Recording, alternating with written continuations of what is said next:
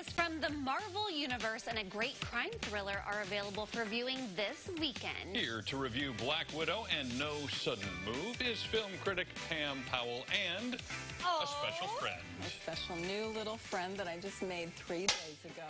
Wow. Who is this? This is Louie. This is my new little mini Aussie. He is adorable. I kind of think he's cute.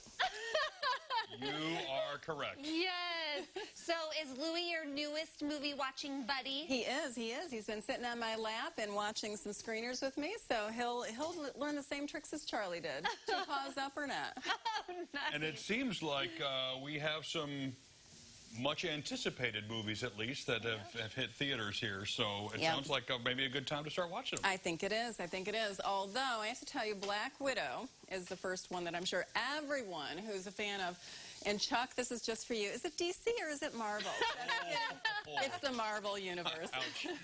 This is the 24th, count them, 24th film in the Avengers series. And not the last. Not the last. Of course not. No, it is not the last. Because, as long as they keep making money, they're not going to stop that train. No, and that train is going full speed ahead. Unfortunately for me, we've got Black Widow with Scarlett Johansson starring as Natasha Romanoff or something like that, and Chuck will kill me on that one, too.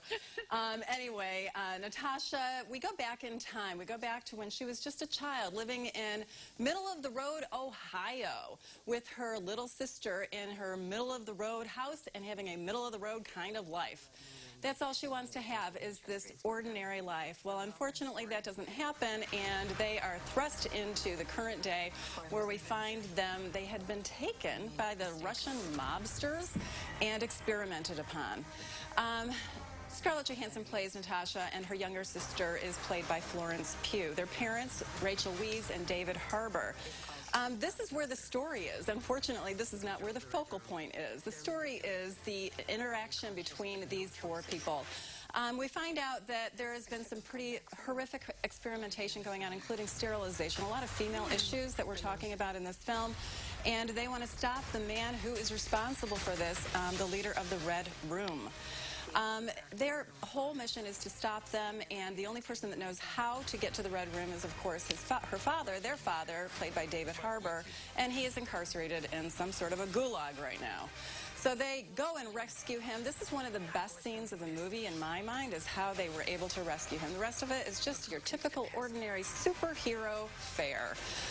There are glimpses of fun, and the fun is provided by Florence Pugh and David Harbour. Standout performances with the little dialogue and the threadbare backstory that they have to work with.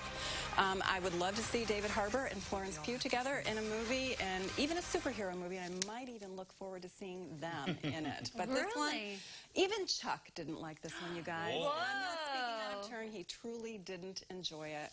I don't think Louie did either. He was like snoozing through your entire review. And it always feels like the guy that you need the information from can never be just a phone call away. He's stuck in a gulag somewhere. And isn't it always the truth? All right.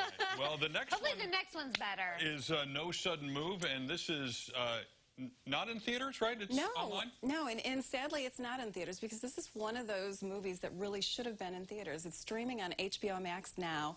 It opened last Friday, and my goodness, this all-star cast. We've got Benicio del Toro, Don Cheadle. We also have David Harbour in this as well. You just saw Brendan Fraser there playing the leader of, he's kind of like Julie the cruise director. He's coordinating these 3 guys to come together to create some sort of a heist. We find out that David Harbour's character of Matt Wirtz has a document that has something to do with proprietary information for the car industry. Well, these 3 other guys have to babysit his family while he goes to steal things. This is a very, very complicated story. It takes place back in 1954. There is a glimmer of truth in this film. It truly is based on something that was hidden from the general public from the car industry back in 1954. That part is extremely intriguing. This is a really well-done film. Great cinematography, perfect editing, leads you down all these different paths and opens more doors until the whole picture is completed. Really well-done film. Both Chuck and I talked about this afterwards because it just really left a lot of conversation to be had about these characters and how Steven Soderbergh, the creator of this film, put everything together. He did Contagion and Aaron Brockovich, a lot of other great films in television. And he's at the top of his game with this film. Why this wasn't released in theaters, I will never know. And Charlie just won't know either. He's so cold. Completely fast asleep. I would not have recognized Brendan Fraser if you had not said that, or Brendan Fraser. I wouldn't.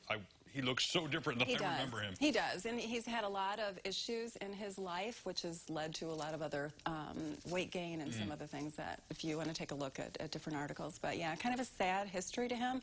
He does a great job. I love seeing him back. Yeah, good to see him back, for sure.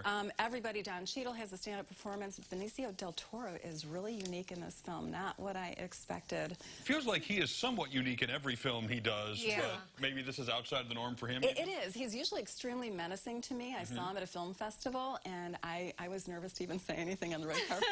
Right. So, but no, he has a little different persona. Even though he does play a bad guy in this, he does have a different persona. Okay. Well done. Seek it out, HBO Max. Let's talk about a giveaway you've got going on. Let's talk about Space Everybody Jam. get up. On the jam now. You go. Go, Tim. It's been a long time since I've heard that. Well done. And Tim, are you in this movie? I am not. Everybody asked me, like, did you get to be the public? No, I didn't. But man, I'd love to. Oh, man. Well, this is the sequel to the much anticipated movie from 1996, I believe it was, with Michael Jordan. So now 25 years later, we've got Space Jam: A New Legacy. And we're giving away 10 codes, 10 Fandango codes to see this film, as well as 2 grand prize packages of what you see here on the table. What?